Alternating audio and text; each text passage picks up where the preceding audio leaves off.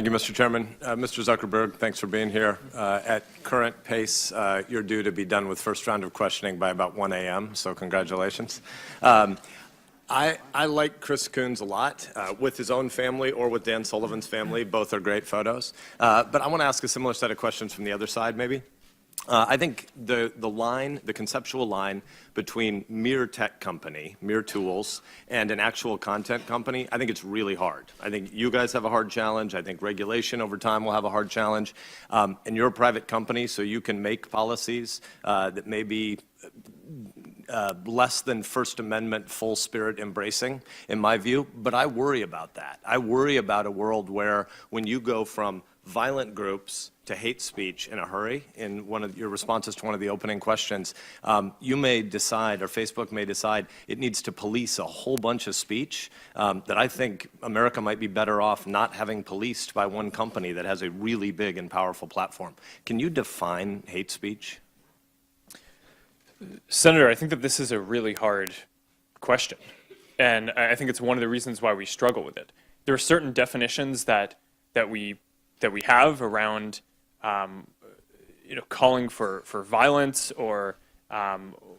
Let's just agree on that. If somebody's calling for violence, that shouldn't be there. I'm worried about the psychological categories around speech. You used language of safety and protection earlier. We see this happening on college campuses all across the country. It's dangerous. 40% of Americans under age 35 tell pollsters they think the First Amendment is dangerous because you might use your freedom to say something that hurts somebody else's feelings. Guess what? There are some really passionately held views about the abortion issue on this panel today. Can you imagine a world where you might decide that pro-lifers are prohibited from speaking about their abortion views on your content, on your platform? I certainly would not want that to be the case. But it might really be unsettling to people who've had an abortion to have an open debate about that, wouldn't it? It might be, but I don't think that would fit any of the definitions of what we have. But I do generally agree with the point that you're making, which is as we're able to technologically shift towards, especially having AI proactively look at content, I think that that's going to create massive questions for society about what obligations we want to require companies to fulfill. And I do think that that's a question that we need to struggle with as a country, because I know other countries are, and they're putting laws in place. And I think that America needs to figure out and create the set of principles that we want American companies to operate under. Thanks. I wouldn't want you to leave here today and think there's sort of a unified view in the Congress that you should be moving toward policing more and more and more speech. I think violence has no place on your platform. Sex traffickers and human traffickers have no place on your platform. But vigorous debates, adults need to engage in vigorous debates. I have only a little less than 2 minutes left, so I want to shift gears a little bit. But that was about adults. You're a dad.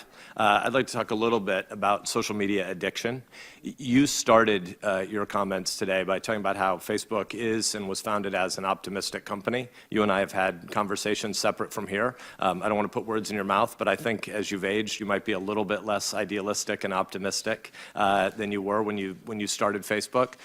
As a dad, do you worry about social media addiction as a problem for America's teens?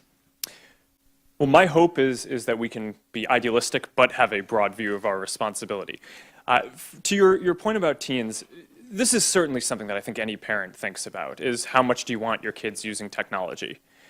At Facebook specifically, I view our responsibility as not just building services that people like, but building services that are good for people and good for society as well. So we study a lot of effects of well-being of our tools and broader technology. And like any tool, there are good and bad uses of it. What we find in general is that if you're using social media in order to build relationships, right? So you're sharing content with friends, you're interacting, then that is associated with all of the long-term measures of well-being that you would intuitively think of. Long-term health, long-term happiness, long-term feeling connected, feeling less lonely.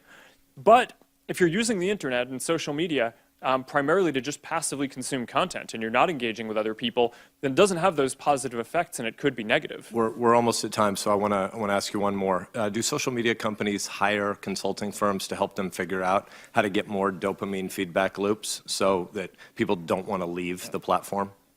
No, Senator, that's not how we talk about this or how we set up our product teams. We want our products to be valuable to people, and if they're valuable, then people choose to use them. Are you aware?